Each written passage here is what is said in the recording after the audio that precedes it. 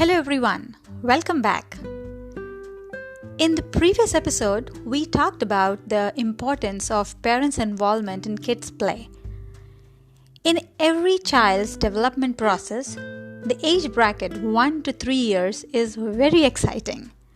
We call it a toddler's phase. Your child has reached many milestones and now growing fast, building vocabulary each day, learning to show emotions, started understanding what he or she wants. But apart from all this, confidence is another area about which we all get concerned. On the other hand, it is a challenging or say confusing state for the toddler as well. So are you looking for some solutions? That's what we will be talking about in this episode. But before we look into that solution and another term that concerns parents, separation anxiety, we are going to talk about that as well. Let me introduce myself to all the first-time listeners. I'm Alpana Dev. I'm your host. I'm a published author of A Girl in the New Town, a blogger at mothersgurukul.com, freelance content creator, and a mother of 2 lovely kids who are my greatest source of inspiration for all my parenting posts, articles, and now podcast. Welcome to Mother's Gurukul podcast. So, how can you boost your toddler's confidence? First of all, do not compare. This is the first point that we all have to follow. If we want our toddler to be confident about their own qualities, then we should stop comparing our child with other kids. Instead, focus on their qualities and encourage them to explore new area. Tell me something. Are 2 butterflies alike? Then how can be children? Yes, here I'm calling children as butterflies. Every child is talented and every child is gifted with so many strengths that God has given to that particular child. Every child learns at his or her pace. There are early developers, slow bloomers, and steady as you go kids in every group. So comparing your child's results or performances can be completely unrealistic. Guide them. Don't pressurize them or overburden them with tons of classes just because some other kid is going to that many activities or the other child of the same age has already started tracing out the alphabets or numbers or counting till 20. Don't compare your child with that other kid.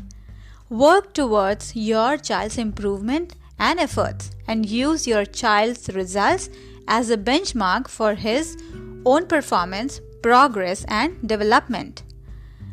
Depending on their interest, desire, and capabilities, let them follow what they want and not what you want from them. Don't be overprotective. Sometimes while taking care of them, we overdo or say unknowingly we start caring way too much. Sometimes they have to learn things in a hard way. I know we don't want them, but that's the reality.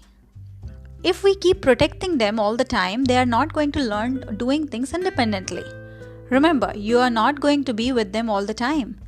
They have to face few things independently when they are in that situation. You can use the words like, let's see how we can do this, or let's see if there is another way out for that. By using such encouraging words, you are teaching them that there is always a way out. Words make a lot of difference. I remember when my daughter was in her toddler phase, and for example, if she wasn't in the mood to say hello to someone, I never liked when somebody used to say, oh, she's shy, it's okay. When we say that you are shy, it is something that you are telling the kid that the child is like that. But instead, why not to say that, I guess you're not in a mood to say hello right now. It's okay. Whenever you are ready and come and say hello. Words that we use while talking to our kids play a big role and it gets registered in their mind. Plan ahead. It is always good to prepare your child if you are going to meet people your toddler has never met before. Just like kids, adults do have hesitation in facing unknown people, but we have passed that stage in these many years. Kids are still learning to handle such situation. Preparing your child in advance will help them in adjusting at new place and with new people. They will not get overwhelmed.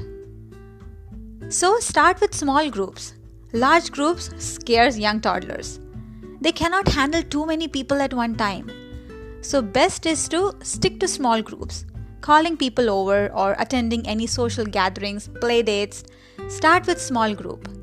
Just imagine, you have been invited to a party with a big crowd, or on the other hand, you have invited a big crowd and your little one is clueless about what's going on, and instead of opening up and enjoying playing, they get cranky. Such situation arises mostly during birthday parties. I have seen parents invite too many people on their kid's birthday. There is no harm in inviting friends over, but think from your kid's point of view. So keep the number in control and see how much your kid enjoys. Be their role model. We have to be their role model. Show them examples of friendliness. Say, if you are in a park with other friends, talk to the other kids. Kids love to mimic our actions. Start a conversation, initiate a game. Park is a place where kids can come up with impromptu games, so join them there. Sometimes kids just need that little bit of push and they are ready to go. Don't be hard on yourself or on your child. This is very important. Not all toddlers are the same. Sometimes an extrovert kid at home suddenly becomes introvert outside. It is a big surprise for the parents, but it's okay. He or she will be fine, maybe in the next visit. So give yourself and your child some more time. We all have hopes and dreams for our kids, but they may not be in line with their interest and talents. We should try to keep our expectations for success in line with their abilities and interests. Our self-esteem as a parent should not be explicitly linked to our child's behavior or developmental levels. When we are trying to boost the confidence of our toddlers, separation anxiety is something that also comes in picture. When kids are exposed to new settings, they are more likely to feel different. If they are going through the separation anxiety phase, then the adjustment becomes even hard. Every parent, whether working or non-working, have to leave their child at childcare or with a babysitter or at a friend's place or at school. Every parent who has left a toddler with a caregiver has experienced the crumpled face, the arms velcro locked around your knees, the wail that rips through your heart. We all have to go through this phase when we have to deal with situation, explaining our child or convincing them that we will be back. It is very normal for a toddler to protest for this change in their routine. The fear of separation causes distress. Your little one cries or clings to you as you are leaving the room or heading out the door. It is heartbreaking for both of us, right? At a young age, kids don't understand. They don't have a sense of time, so they don't know that when you will return. But from my experience, I can say that little bit of prep work can make this transition phase little smooth. They're not going to accept it happily. We all know that. It is difficult, but trust me, it is a normal stage of development. They will adjust slowly once they get the confidence that you are not leaving them forever. So, how to help them in dealing with separation anxiety and get adjusted to a new place or with new people easily? Socialize. Socializing is very important.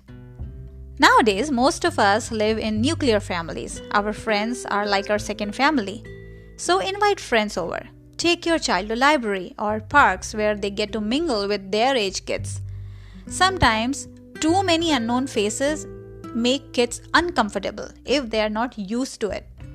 But as I have already mentioned earlier about the reason behind keeping the gathering small, same rule applies here. Keep familiar surroundings. If this is your first time dropping off your kid, then it'll be a good idea if you pick a place or surroundings that your kid is aware of. Your best friend's place or your child's friend's place where they go on a regular basis can be a good idea to start. They will not realize that you are dropping them, but they will take it as a regular play date. And even for you, it will be a better idea because you will be at a peace. But kids are unpredictable. So, be prepared if the reverse happens. Sometimes kids are very smart and they sense our intentions.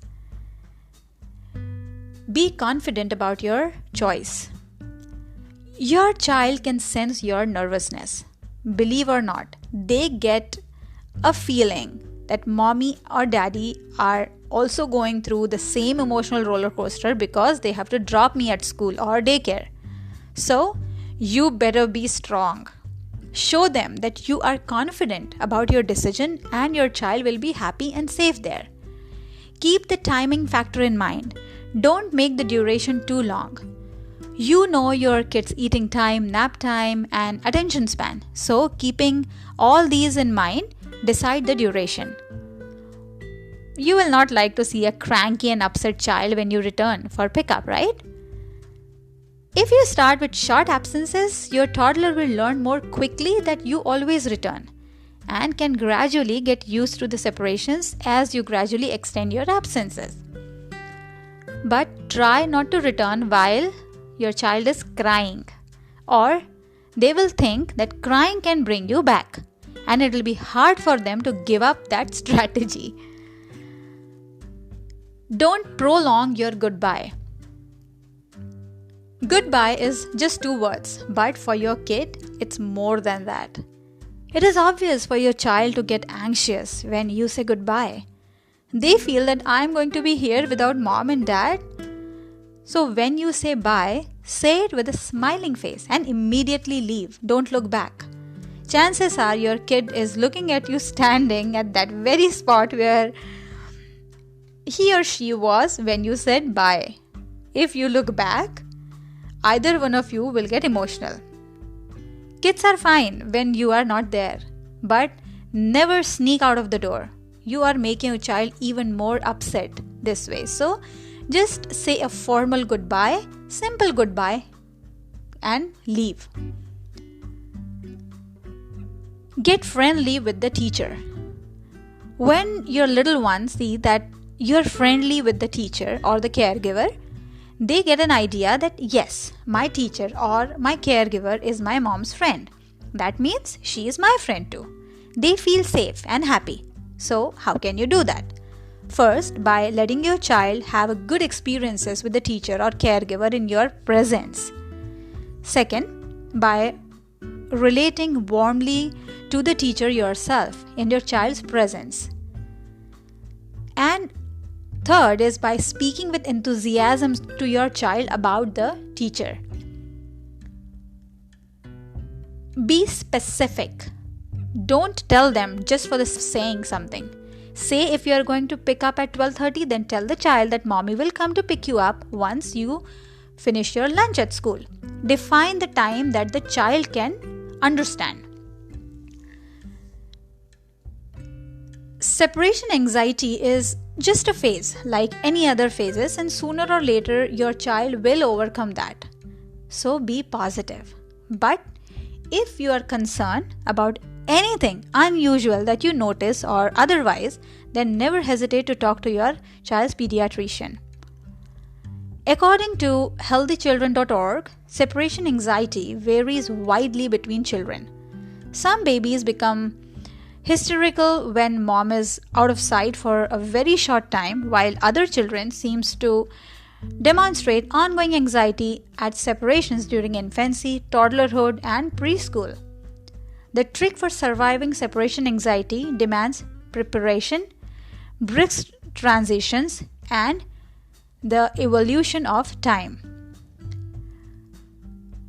In the next episode, we will further discuss about how to keep your toddler busy, and in that process, while you are keeping them busy, obviously you'll be playing games, so how to keep your house clean. Until then, stay healthy, stay blessed. Happy parenting. Bye-bye.